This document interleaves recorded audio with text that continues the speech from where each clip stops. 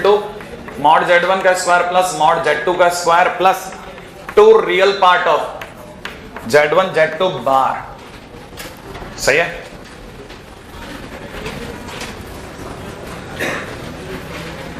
देखिए साहब, ये प्रूफ कुछ नहीं है, इसमें कोई ऐसा स्टेप होता होगा जो आपको बेसिकली याद रखना है, ठीक है ना। तब आपको समझ में आ जाएगा कि अच्छा ऐसे करना है, अपने को स्टार्ट ऐसे लेनी है। ये मेरे को स्ट्राइक नहीं करता।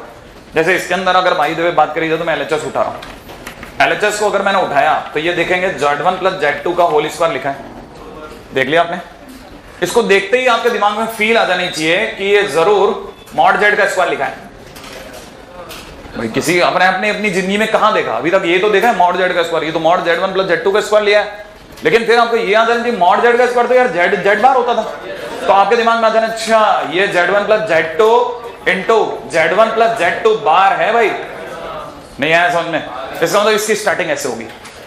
अगर इसकी स्टार्टिंग ऐसे हो गई तो आपको यहां से समझ में आ गया कि ये लिखा हुआ है z1 प्लस z2 और ये लिखा है z1 बार प्लस z2 बार। फिर तो क्या मल्टीप्लाई होगी? अगर इसकी मल्टीप्लाई इससे होगी तो z1 इंटू z1 बार मॉड z1 का स्क्वायर z1 इंटू दिस, तो ये हो जाएगा z1 z2 बार।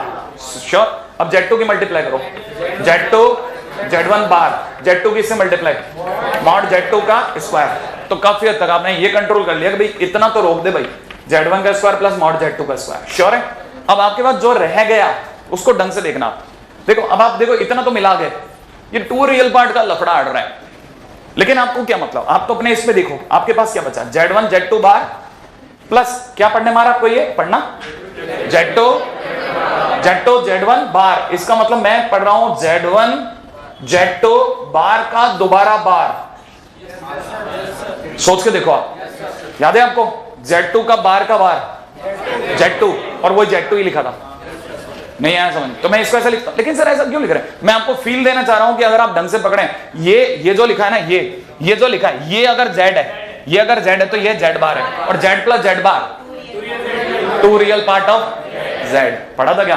तो मैं इसकी जगह क्या लिखता हूं, 2 रियल पार्ट ऑफ z। आज के दिन इसका z कौन है, z1 z2 बार। आगे का नहीं, ऐसा मॉड z1 का स्क्वायर प्लस मॉड z2 का स्क्वायर।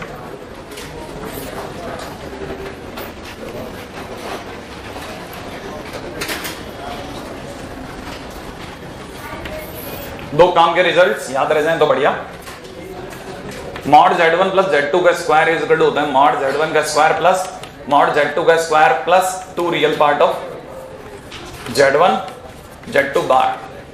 मॉड z1 का माइनस z2 का whole square is equal to mod z1 का स्क्वायर प्लस मॉड z2 का square plus minus 2 real part of z1 z2 bar.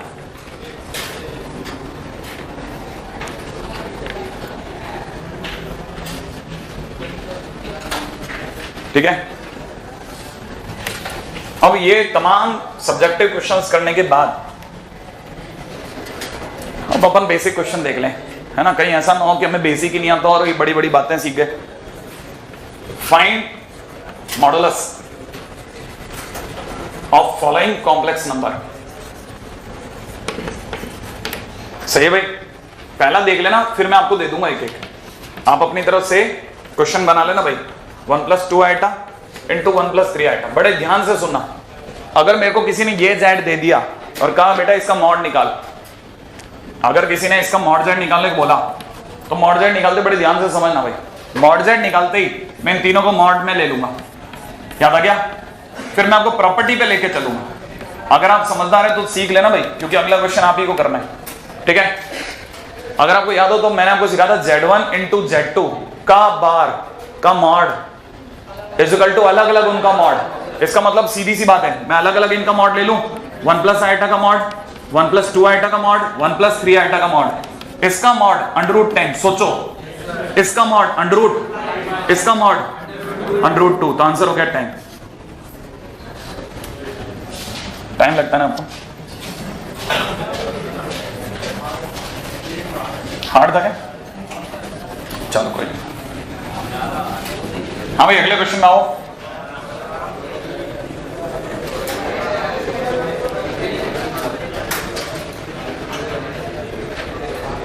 Actually क्या हम लोग बातें करते तो मेरे को लगता है कि अब आप एक्टिव हो गए हो तो मतलब लगता है खाली बैठे हो, चलो यही कर लें अपन।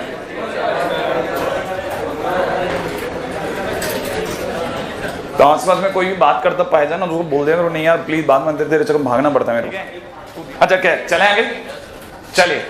अच्छा बताइए साहब, अगर बाय द वे मेरे को आंसर नहीं चाहिए, अगर बाय द वे आप डायरेक्ट आंसर दे दे ज्यादा बढ़िया है। अगर दे पाए तो किसी ने दे दिया 1 plus iota multiplied with 1 plus 2 iota divided by 1 plus 3 iota, और किसी ने कहा इसका मॉड जेड सोचो, बता सकते हैं? तो डायरेक्ट बोलना है इसका √2, उसका नीचे वाले का आंसर। देखा आ गया ना आपको? अब आपको ये समझ में आ गया हर एक किसी का इंडिविजुअल बात करनी है। चलो सी पे आता हूं, ठीक है? इसका मतलब आप इंडिविजुअल भी फटाफट सीख गए, वेरी गुड।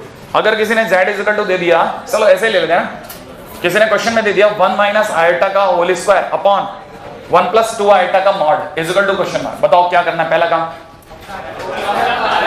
अलग अलग और ऊपर वाले की पावर बाहर, ऊपर वाले की तो 1 माइनस आयोटा का होल स्क्वायर कर दूं अपॉन नीचे 1 प्लस 2 आयोटा कर दूं, नीचे वाले का आंसर बोलो √5, चलो ऊपर वाले का बोलो √2 का स्क्वायर, सही है क्या? तो आंसर बोलो 2 बाय √5। चलो बढ़िया, नहीं है?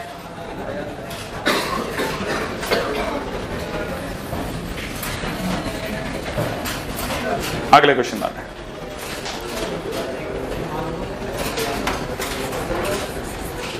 z is equal to 1 plus cos 2 theta plus iota sine 2 theta, then mod z पूछ रहा है और थीटा की वैल्यू दे रखी है π/2 से 3π/2। करिए।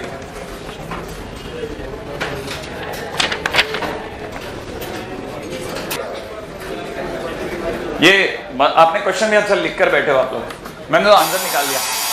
मॉड z सोच लिया आपने, अंडर रूट में कितना लिखना है ये बताओ आप तो? 1 प्लस कॉस 2 थीटा का whole square plus sine 2 theta का होल स्क्वायर। श्योर है? अगर आपने इसको बना लिया तो ये एक तो 2 दे गया, सोच लेना आप, मुझे तो 2 दिख गया, एक मेरे को 2 cos 2 थीटा भी दिखा, 2 कॉमन आ गया, 1 प्लस cos 2 थीटा, हाँ सुना, 2 इंटू कितना 2 cos स्क्वायर थीटा, बोले तो बाहर आ गया 2 मॉड cos थीटा, नहीं है? अब आप बताओ थीटा कौन से क्वाड्रेंट में? सेकंड या थर्ड? सेकंड और थर्ड दोनों में cos नेगेटिव, श्योर है ना? cos कैसा है? नेगेटिव, तो जो बाहर आएगा तो -2 cos थीटा, ये आंसर हो गया। अरे सिंपल क्वेश्चन, मैं आपको देख के क्वेश्चन दे रहा हूं, आपको समझ नहीं आ रहा, ठीक है? अरे कम से कम ये तो लगे इतना तो ये तो मतलब आप अच्छा, जो क्वेश्चन आपको अच्छे से आता है उसमें आप ज्यादा समय लेते हो कम लेते हो? कम ले रहे हो, तो आप इतना फास्ट चला रहे हो खुद ब खुद। आप तो अभी 12th में तो हो, कौन सा 13 में हो, मैंने पहले तो देखा नहीं ना ये चैप्टर, तो भी आप इतना बढ़िया परफॉर्म कर रहे हो तो अपने आप पे गर्व करो ना, आप तो अपने आप पे शक करने लग जाते हो, ठीक है? बाद में, ठीक है? ठीक है। अगला क्वेश्चन आओ, अगला क्वेश्चन लिखिएगा, if Z1 and Z2 are non zero, ठीक है ना, complex number such that, question में दे रखा mod Z1 plus Z2 is equal to mod Z1 minus Z2, mod Z1 minus Z2, then Z1 upon Z2 is, पहला option purely real, क्या कहते हो आप? बी प्योरली इमेजिनरी, राइट है? C 0 and D सबका favourite none of these, one of these. हाँ जी भाई, अब बड़े ध्यान से सोचना कैसे स्टार्ट करना है। देखिए साहब, बहुत सारी बातें हैं, ये तो आपको समझ में आ गया होगा, पहले इसको देखो आप, ये तो गिवन है, अगर ये गिवन है तो मैं अगली लाइन में आपके सामने लिखूंगा, आप में से देखें कितने लोग समझ जाएंगे। मॉड Z1 का स्क्वायर प्लस मॉड Z2 का square plus 2 real part of Z1 Z2 बार, याद आया क्या किया मैंने? दोनों साइड या एक साइड? एक साइड होता है क्या? दोनों साइड ही तो होगा। Z1 Z2 बार माइनस में कितना 2 real part of Z1 Z2 बार, फिर मैंने अगली लाइन में लिखा 4 real part of Z1 Z2 बार। समझ में आया आपको? इक्वल टू 0 नहीं आया? क्या किया मैंने? ये 2 से वो 2 काट दिए, इसको उधर ले गया, नहीं आया? अच्छा बताओ, किसी का रियल पार्ट 0 है तो वो खुद कैसा है? Purely imaginary. इससे मतलब आपको ये तो समझ में आ गया होगा कि Z1 Z2 बार सर प्योरली इमेजिनरी, लेकिन पूछा तो कोई और था, आप कहां निकल आए? बात समझ में आ गई? और पूछा तो सर आप Z1 अपॉन Z2 था, आप ये किधर आ गए? मैंने कहा मैं सही जगह आया हूं, चिंता मत कर। कैसे? मेरे को एक रिजल्ट मिला ना, अब मैं क्वेश्चन बताता हूं। क्वेश्चन में मेरे से किसकी डिमांड करेगी? Z1 अपॉन Z2 की, सही है। और मेरे पास पड़ा है Z1 Z2 बार। क्या मैं Z1 अपॉन Z2 को Z1 Z2 bar upon Z2 बार लिख सकता हूं? अरे ऊपर नीचे Z2 बार से मल्टीप्लाई कर दिया। ये Z1 Z2 बार तो मेरे को नहीं पता, Z1 Z2 बार तो वैसे ही वैसा लिख रहा हूं, लेकिन नीचे वाला शायद मॉड Z2 का स्क्वायर है, नहीं आया। और मैंने शायद अभी थोड़ी देर पहले ही बताया था किसी का भी मॉड प्योरली रियल होता है, नहीं आया। कैसे होता है मेरे को नहीं याद आया। किसी को आपको पता है मॉड Z होता क्या है? x स्क्वायर प्लस, क्या इसमें कोई आइटा का टर्म है क्या? तो इसका मतलब ये प्योरली रियल है। इसका मतलब नीचे वाला कैसा है? Purely real. अच्छा एक और बात बताओ, ऊपर वाला कैसा है? Z1 Z2 बार प्योरली इमेजिनरी। क्या ये बात सही है क्या? इमेजिनरी माने किसके टर्म्स में?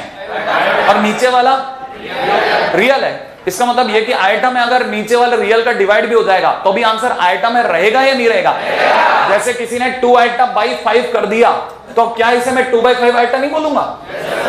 इसका मतलब कैसा है? ये कैसा निकला? रियल या इमेजिनरी? इसका आंसर इज इमेजिनरी। इसका मतलब प्योरली इमेजिनरी। अभी थोड़ी थोड़ी बात समझ में आई? यार अच्छा चैप्टर है, मतलब अच्छा चैप्टर मतलब लिटरली अच्छा चैप्टर है। अगर आपको समझ में आने लग जाएगा ना, आपने क्वेश्चन की देखो प्रैक्टिस करनी पड़ती है। एक बार अगर आपके पकड़ में आ गया ना कि नहीं मेरे को चैप्टर अच्छा लग रहा है ना, मैं क्वेश्चन अगर मेरे को मिलते हैं मैं प्रैक्टिस कर करके ठीक कर दूंगा, तो आपको समझ में छोटे क्वेश्चन आप खटाखट बना दोगे। देखो ना ये चिरकुट क्वेश्चन सारे मैंने तो उठाए कब है बीच में जाकर के, कि चलो ये भी आपको स्वाद बता रहे हैं इनका भी, ठीक है। एक लास्ट खत्म करता हूँ, ठीक है, क्योंकि है ना ये आपकी शीट में आपको ले चलेगा। इसके बाद अच्छा आपको प्रिपरेशन भी करने का, अरे यार चल कल करते हैं ना, ठीक है ना।